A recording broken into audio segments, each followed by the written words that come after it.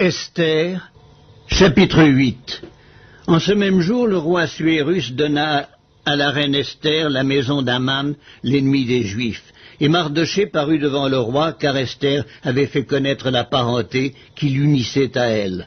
Le roi ôta son anneau qu'il avait repris à Aman et le donna à Mardochée. Esther, de son côté, établit Mardochée sur la maison d'Aman. Puis Esther parla de nouveau en présence du roi.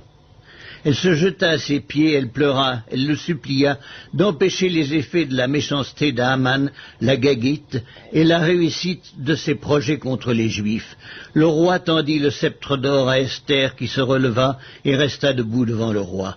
Elle dit alors: « Si le roi le trouve bon, et si j'ai trouvé grâce devant lui, si la chose paraît convenable au roi, et si je suis agréable à ses yeux, qu'on écrive pour révoquer les lettres conçues par Aman, fils d'Hammédatha, la Gagite, et écrites par lui dans le but de faire périr les Juifs qui sont dans toutes les provinces du roi.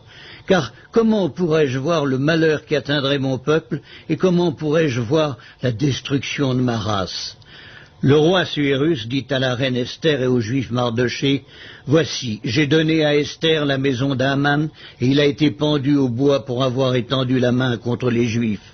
Écrivez donc en faveur des Juifs comme il vous plaira, au nom du roi, et scellez avec l'anneau du roi, car une lettre écrite au nom du roi et scellée avec l'anneau du roi ne peut être révoquée. » Les secrétaires du roi furent appelés en ce temps, le 23e jour du 3e mois, qui est le mois de Sivan, et l'on écrivit, suivant tout ce qui fut ordonné par Mardochée aux Juifs, aux satrapes, aux gouverneurs et aux chefs des 127 provinces situées de l'Inde à l'Éthiopie, à chaque province selon son écriture, à chaque peuple selon sa langue, et aux Juifs selon leur écriture et selon leur langue.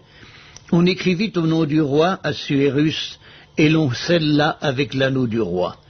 On envoya les lettres par des courriers ayant pour monture des chevaux et des mulets nés de juments. Par ces lettres, le roi donnait aux Juifs, en quelque ville qu'ils fussent, la permission de se rassembler et de défendre leur vie, de détruire, de tuer et de faire périr, avec leurs petits-enfants et leurs femmes, tous ceux de chaque peuple et de chaque province qui prendraient les armes pour les attaquer, et de livrer leurs biens au pillage. Et cela en un seul jour dans toutes les provinces du roi Assuérus, le 13e du 12e mois, qui est le mois d'Adar. Ces lettres renfermaient une copie de l'édit qui devait être publié dans chaque province et informaient tous les peuples que les Juifs se tiendraient prêts pour ce jour-là à se venger de leurs ennemis. Les courriers montés sur des chevaux et des mulets partirent aussitôt et en toute hâte d'après l'ordre du roi. L'édit fut aussi publié dans Suse, la capitale. Mardochée sortit de chez le roi avec un vêtement royal bleu et blanc, une grande couronne d'or et un manteau de byssus et de pourpre. La ville de Suse poussait des cris et se réjouissait. Il n'y avait pour les Juifs que bonheur et joie, allégresse et gloire. Dans chaque province et dans chaque ville, partout où arrivait l'ordre du roi et son édit, il y eut parmi les Juifs de la joie et de l'allégresse, des festins et des fêtes.